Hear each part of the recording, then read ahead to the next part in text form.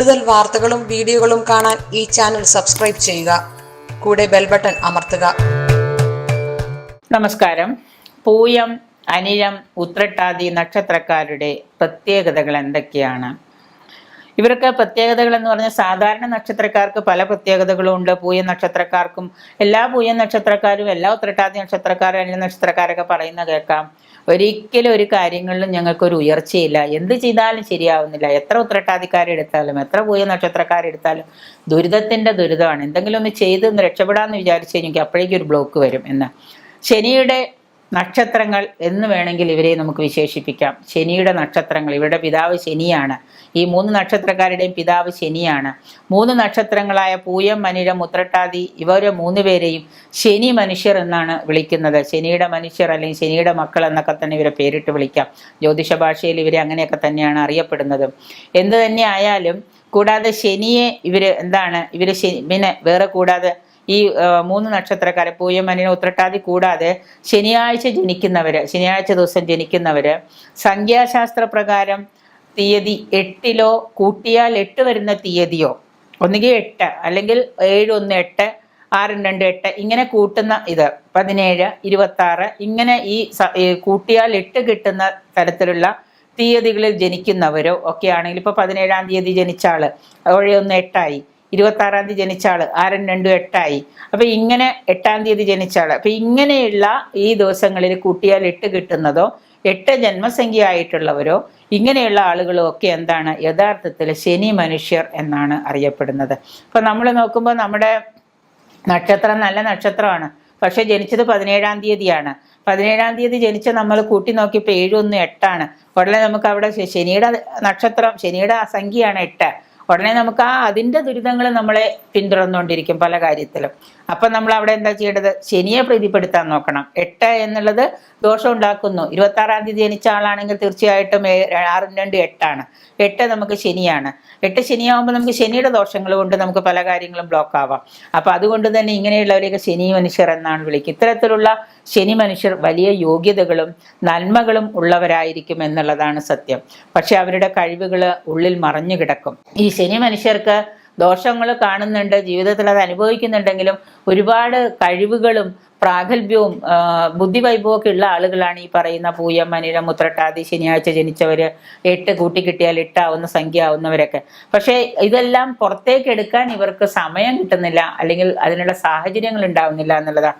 തൻ്റെ ഗുണങ്ങളെ ഒരു പ്രദർശന വസ്തുവായിട്ട് മറ്റുള്ളവരുടെ മുമ്പിൽ പ്രദർശിപ്പിക്കാൻ ഇവർക്ക് പല കഴിവുണ്ടെങ്കിലും അതൊന്ന് ഒന്ന് കാണിച്ചേ എന്ന് പറഞ്ഞാൽ, അതിപ്പോൾ അവരുടെ മുമ്പിൽ പ്രദർശിപ്പിക്കേണ്ട കാര്യമൊന്നുമില്ല, ഞങ്ങളുടെ കഴിവും ഞങ്ങൾക്കുണ്ട് എന്ന് പറയുന്ന ഒരു ആത്മവിശ്വാസത്തോടെ അഹങ്കാരത്തോടെയും പറയുന്ന ആളുകളാണ് ഈ പറയുന്ന ശനി മനുഷ്യർ എന്ന് പറയുന്നത്.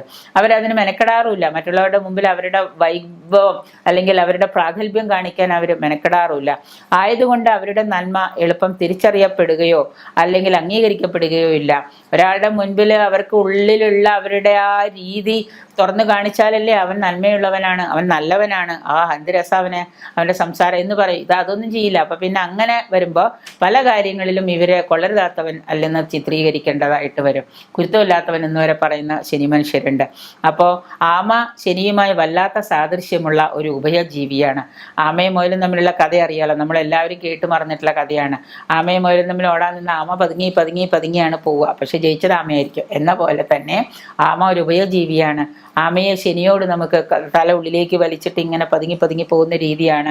ആമയെ പോലെയാണ് ശനി മനുഷ്യര്. ആയുസ്സും കൂടിയൊരു ജന്തുവും കൂടിയാണ് ആമ. ഒന്നാമത് ആമ ആയുസ് കൂടിയൊരു ജന്തുവാണ്. അതുപോലെ തന്നെ ശനി മനുഷ്യർക്ക് ആയുസ്സിന് വലിയ ക്ഷാമം ഉണ്ടാവില്ല, നല്ലോണം ആയുസ് ഉണ്ടാവും. ഗ്രഹങ്ങളിൽ ആയുസിന്റെ വകുപ്പ് മേധാവി ശനിയാണല്ലോ. അപ്പോൾ ആയുസ് എത്ര വേണം എന്ന് തീരുമാനിക്കുന്നത് ശനിയാണ്, കാരകനാണ് ശനി. അപ്പോൾ ആയുസ് അവന് 120 വയസ്സ് വരെ കൊടുത്തേക്കാം, അല്ലെങ്കിൽ അവന് 70 വയസ്സ് വരെ കൊടുത്തേക്കാം, 80 വയസ്സ് വരെ കൊടുത്തേക്കാൻ തീരുമാനിക്കുന്ന വകുപ്പ് മേധാവി ശനിയാണ്. ഏത് സാഹചര്യത്തിലും ജീവിക്കാൻ ഇവർക്ക് കഴിയും എന്നുള്ളതാണ്. കുറച്ച് ബുദ്ധിമുട്ടും കഷ്ടപ്പാടും ഇത്തിരി ദുരിതമൊക്കെ നിറഞ്ഞ ലൈഫാണ്, കുറച്ച് വല്ലാത്ത ഒരു അവസ്ഥയാണെങ്കിൽ പോലും അവരവിടെ അഡ്ജസ്റ്റ് ആയിക്കോളും. കാരണം ഏത് സാഹചര്യത്തിലും ഈ ശനി മനുഷ്യർക്ക് അവിടെ അഡ്ജസ്റ്റ് ചെയ്യാൻ പറ്റും. ഒരു ഉഭയജീവിയാണ് ആമ.